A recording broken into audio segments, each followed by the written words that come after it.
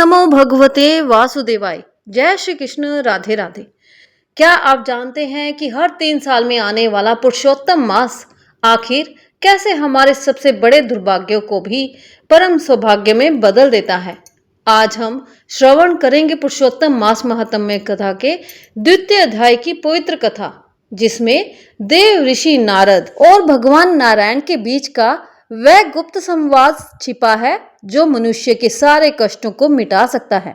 कथा को अंत तक पूरा जरूर सुनिएगा, क्योंकि अधूरा ज्ञान कभी भी फलित नहीं होता। आइए अपने घर में सुख समृद्धि और पुण्य की प्राप्ति के लिए इस पावन कथा को पूरे मन से रसपान करते हैं। प्रेम से बोलिए विष्णु भगवान की जय। सूत जी कहने लगे, हे ऋषियों, श्री सुखदेव जी को राजा परीक्षित को श्रीमद् भागवत की कथा सुनाते हुए देखकर आया हूँ। ऋषि कहने लगे, हे सूत जी, जो कुछ आपने वेद व्यास जी के मुख से सुना वही कथा सुनाइए। सूत जी बोले, हे ऋषियों, जैसे मुझ में ज्ञान है और मैंने व्यास जी के मुख से सुना है वह मैं तुमसे कहता हूँ। एक समय नारद जी विचरते हुए भगवान नारायण के निवास स्थान में पहुंचे। वहां पर भगवान के चरणों से अलकनंदा नदी बह रही थी। वहां पर ब्रह्मा में लीन जितेंद्रिय निर्मल और तेजोमय ऋषि को देखकर भगवान ने उनको नमस्कार किया।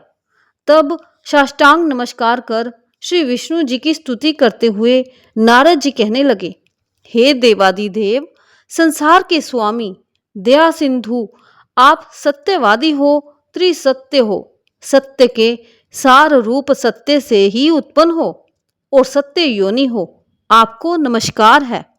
हे भगवान, सब प्राणियों के हृदय विषयों में आसक्त हैं।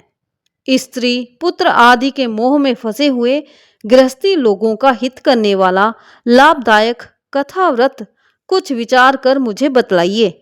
मैं आपके मुखार विंद से कुछ सुनने के लिए ब्रह्मा लोक से आया हूँ।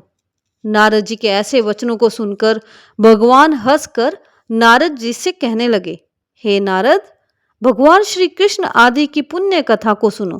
हे तात, जगत के विधाता और उसको एक पल मात्र में नाश करने वाले, उनके कर्मों को कहने वाला पृथ्वी पर कौन समर्थ है।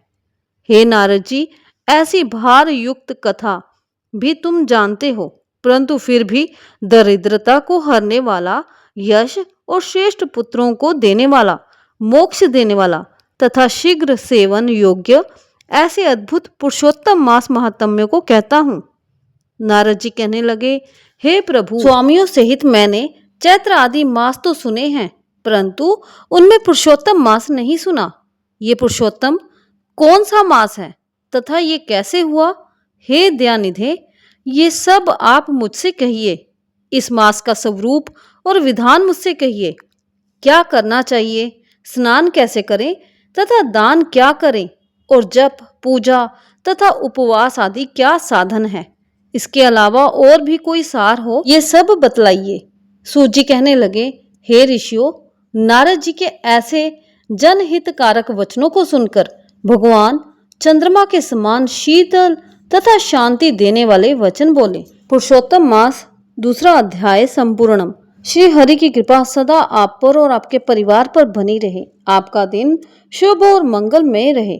इसी शुभ कामना के साथ आज का ये वीडियो हम यहीं पर पूर्ण करते हैं। आगे की कथाओं को सुनने के लिए हमारे चैनल को सब्सक्राइब करना ना भूलें। बेल आइकन जरूर दबाएं ताकि हर नोटिफिकेशन आपको टाइम पे मिलती रहे।